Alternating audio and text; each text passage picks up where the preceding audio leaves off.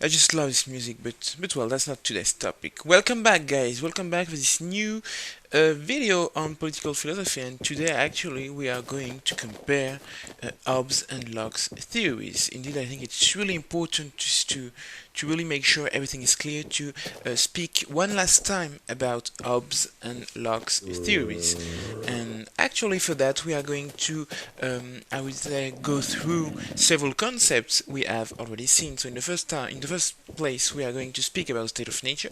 We will see that there is one definition, but two conceptions of the state of nature.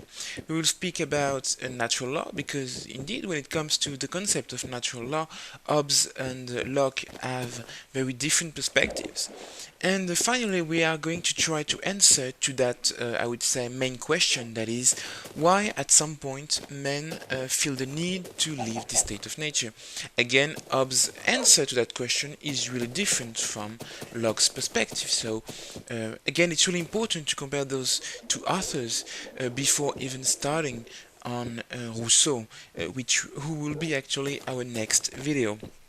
So, well, let's begin, but maybe just before beginning, I would like to thank you guys, because I've seen that some of you have shared my videos on, for example, the Minecraft forum. I mean, that's great. I mean, I was really happy to see that. It means a lot for me. So, well, I wanted to take some time in this video to really thank you for that. So, well, it's really appreciated. So, thank you. Okay, now let's begin.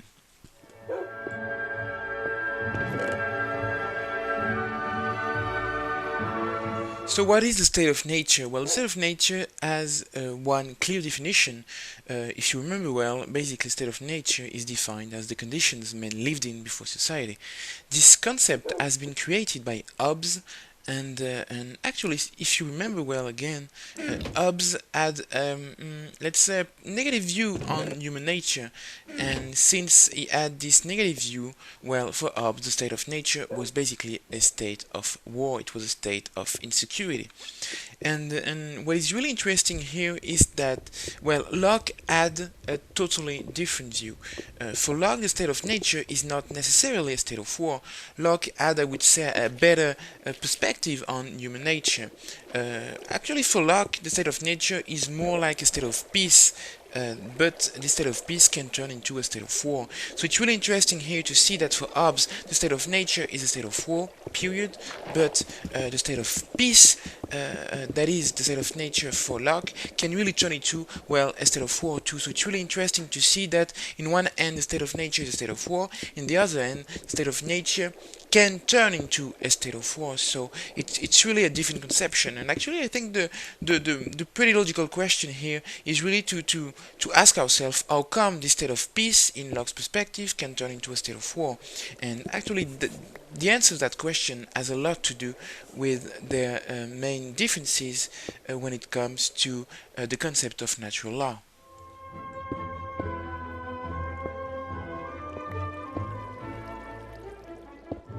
Natural law is basically, I would say, the system man is under in the state of nature. In the state of nature, man is under natural law. He basically has to follow natural law. And actually, again, natural law has really two different perspectives when it comes to Hobbes and Locke's philosophy. For Hobbes, natural law basically means that, well, man can do whatever they are physically capable of doing to survive. So basically, natural law is basically saying there is no law at all. So it's really interesting to see that in Hobbes' perspective, natural law is basically saying that in the state of nature there is no constraint, you can do whatever you want, there is no rules. So natural law for Hobbes basically means no rules at all. So it's really interesting to see this aspect, because, well, on the other hand, Locke has a totally different opinion on that matter. For Locke, natural law actually is not, I would say, an absence of law at all.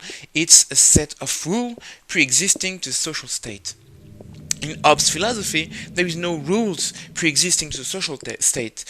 The real laws come with, I would say, the social contract. But for Locke, there are some rules pre-existing to the social state, to the social contract. So it's really interesting to see that for Locke, there are some, I would say, natural duties to really follow.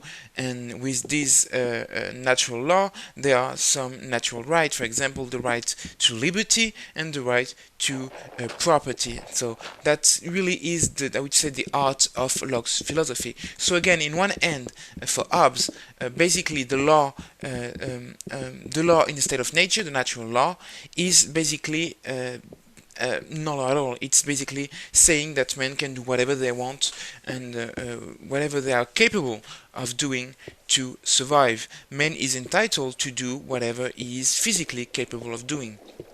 That's Hobbes' perspective, but in Locke's philosophy, that is not true. There are some rules, basic rules to follow, among which, well, you have the duty to respect life in general, and you have the duty to respect others' belongings. So it's really important to see that Hobbes, no law at all. For Locke, there are some basic rules, and these basic rules come with, well, natural rights.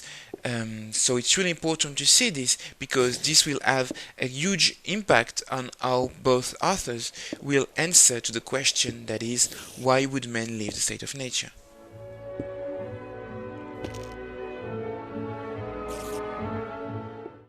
It's time for us to move on to our last part, and we will try to answer to that very important question that is, why would men ever want to leave the state of nature? Well, in Hobbes' philosophy, it's pretty obvious actually. Since the state of nature is a state of war, it's a state of insecurity, men understand that it is really important to leave this state for the greater good, for a huge security. So for Hobbes, men leave the state of nature for security. They do a social contract in order to add rules to the state of nature and hence to go into, I would say, a social state. So it's really easy here to understand why men would want to leave the state of nature.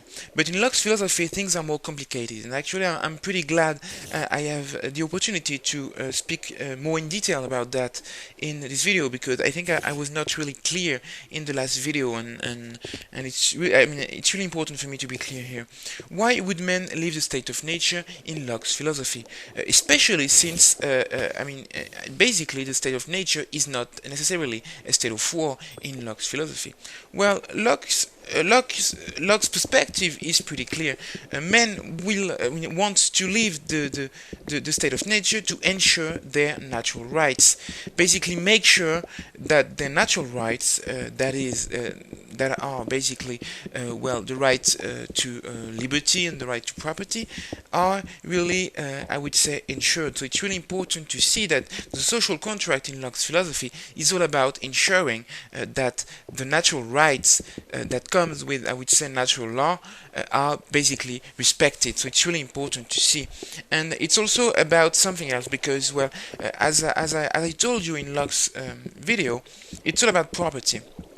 And the property is an exclusive right, meaning that if I own something, somebody else can't own this thing. Basically, if somebody else wants to apply his will on something that I own, well, he can't. And that's really something that is, I would say, the art of Locke's philosophy. Men can't, I would say, force their will on something that is not theirs, and actually that will create conflict among men, and this conflict actually can't be tackled since every man seek their own interest, and we need a partial third party to really resolve these disputes. So it's also why men will, I would say, leave the state of nature and do a social contract to really ensure that our right for property is respected, and to ensure that there is a partial third party, that is the government, for example, that can really, I would say, help them tackling their issues without ending in a state of war. That would be actually the state of nature in Hobbes' perspective. So it's really important here to see that in one hand it's all about security. We want security, so we leave the state of nature that is a state of war. That's Hobbes' perspective. And in the other hand, we want a social contract. We want to leave this state of nature because we want to make sure that our natural rights that actually are already in the state of nature are respected. So it's really important to see here that both conceptions are really different. So I think I'm going to end this video for now. So thank you for watching. I hope everything is clear and that well, you enjoyed watching it. So if you have any question, again, don't hesitate to ask me. Thank you for watching. Bye bye.